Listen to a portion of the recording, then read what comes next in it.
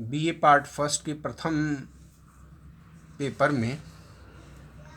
First में पिछले व्याख्यान में हमने सामाजिक परिवर्तन की विशेषताओं के बारे में की।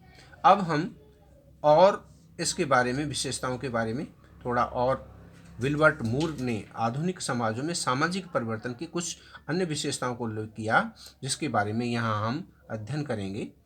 तो विल्बर्ट मूर ने कहा है कि सामाजिक परिवर्तन एक अपवाद नहीं वरन अनिवार्य नियम है, और इसका तात्पर्य यह है कि सामाजिक परिवर्तन के अंतर्गत सामाजिक संरचना के सभी तत्व पूर्ण रूप से बदल जाते हैं। अपितु इसका अर्थ यह है कि सामाजिक संरचना के किसी न किसी अंग में परिवर्तन अवश्य होता है, और आधुनिक पुनर्निर्माण की अवधि में इसकी गति सबसे अधिक रहती है। तो इस तरह विल्बर मूर ने कहा है कि सामाजिक परिवर्तन एक अपवाद नहीं वरन अनिवार्य नियम है।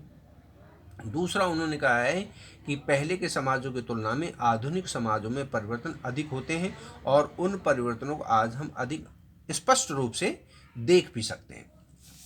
नेक्स्ट, उन्होंने कहा है कि परिवर्तन का फैलाव सामाजिक जीवन के सभी क्षेत्रों में देखा जा सकता है। फिर भी विचारों और संस्थाओं में परिवर्तन की जो गति है, उससे कहीं तेज गति भौतिक वस्तुओं में देखने को मिलती है। यानी कि भौतिक संस्कृति में परिवर्तन की गति अधिक होती है, जबकि अभौतिक संस्कृति में परिवर्तन की गति कम होती है।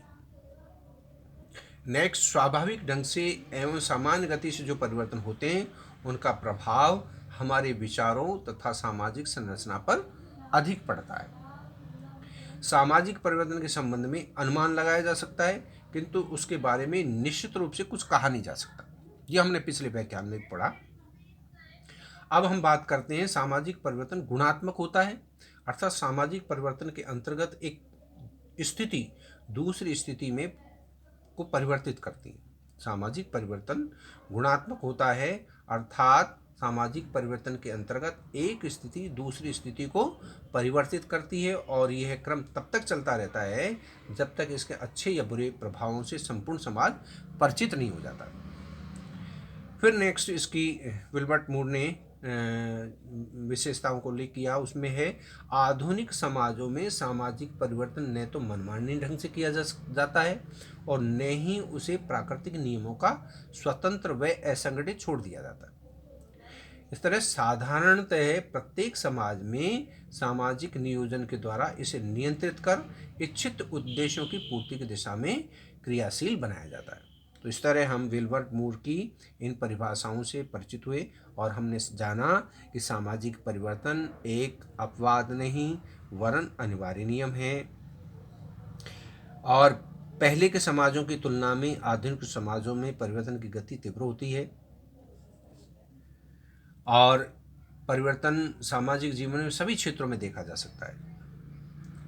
फिर भी विचारों और संस्थाओं में परिवर्तन की जो गति है, उससे कहीं तेज भौतिक वस्तुओं के क्षेत्र में देखने को मिलती है। फिर सामाजिक परिवर्तन स्वाभाविक ढंग से एवं समान गति से जो परिवर्तन होते हैं, उनका प्रभाव हमारे विचारों और सामाजिक संरचना पर अधिक पड़ता है। सामाजिक परिवर्तन गुणात्मक होते हैं, और सामाजिक परिवर्तन के संबंध में अनुमान लगाया जा सकता है, किंतु इनके बारे में निश्चित रूप से कुछ कहा नहीं जा सकता। इस तरह विल्बर मूर ने ये विशेषताओं के बारे में विस्तार से हमको बताया।